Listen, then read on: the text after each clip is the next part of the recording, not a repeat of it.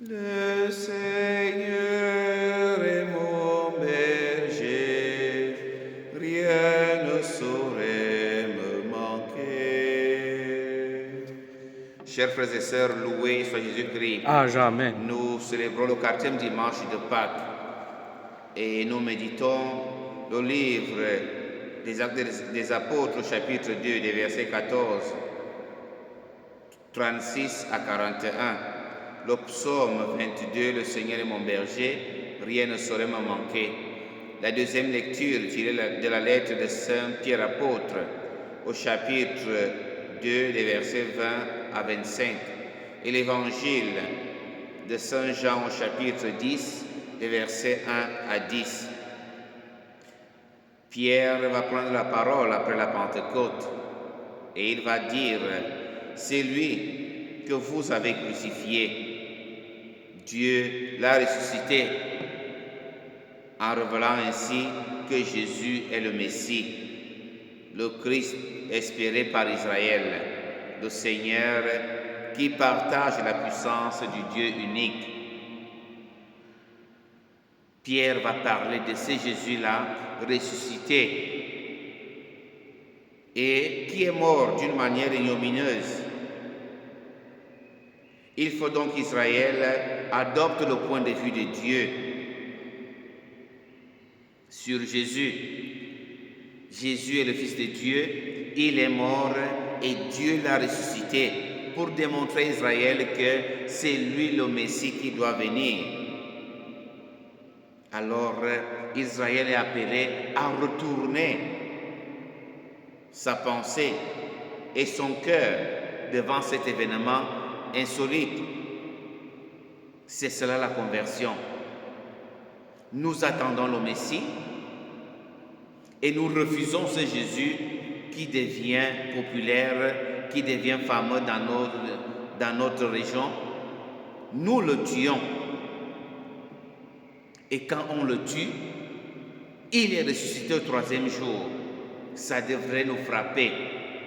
Alors les pharisiens devraient le comprendre, que s'il est mort, on l'a tué d'une mort ignominieuse, mais il est revenu à la vie par la puissance de son Père.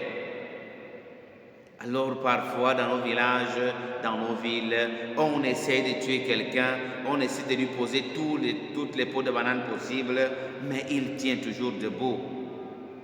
Est-ce que quand nous voyons ces choses-là, cela nous permet de comprendre qu'il y a certainement quelqu'un de plus puissant, il y a certainement une force derrière qui le soutient. La conversion nous permet de comprendre cela et de changer. Alors par Jésus s'accompliront les promesses messianiques du pardon des péchés, du don de l'Esprit et de la constitution du nouveau peuple de Dieu, où entreront tout ce que Dieu appellera, qu'il soit proche aujourd'hui ou encore loin. Et dans l'Évangile, Jésus va déclarer: celui qui entre dans la bergerie sans passer par la porte, mais qui escalade par un autre endroit, celui-là est un voleur, un bandit.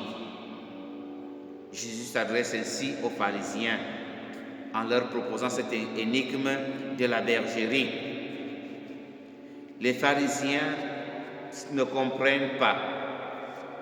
Et Jésus explique en reprenant d'abord l'image de la porte, puis celle du berger. C'est-à-dire que par lui, les hommes vont trouver la vie en abondance, par le berger, par Jésus. La liberté, les hommes pourront aller et venir. Le salut, au contraire, avec les pharisiens qui ne savent que détruire la vie, la liberté des hommes. Là, les hommes n'auront qu'à faire, ne feront aucune rencontre de salut et les pharisiens ne feront non plus aucune rencontre, ils n'auront aucune audience profonde dans le peuple. Chers frères et sœurs, nous sommes appelés à reconnaître en Jésus la porte des brebis, la porte de la bergerie, et c'est celui que nous devons écouter. Aujourd'hui, malheureusement, il s'élève 1 million de voix où tout le monde appelle au salut, où tout le monde annonce le salut. Mais attention, attention, attention, il faut reconnaître la voix de Jésus comme l'unique berger et la voix de ceux-là qu'il a envoyés, comme nous l'avons vu hier, le samedi en fêtant Saint Marc l'évangéliste. Jésus envoie. Alors il y a ceux à qui il a donné le mandat de continuer son œuvre. Que le Seigneur nous protège des faux prophètes, des faux témoins, des faux pasteurs et faux prêtres qui sont de là dehors, qui cherchent seulement à s'enrichir et enfoncer dans la boue les fils de Dieu. Bon dimanche à tous et loué soit Jésus-Christ. À jamais.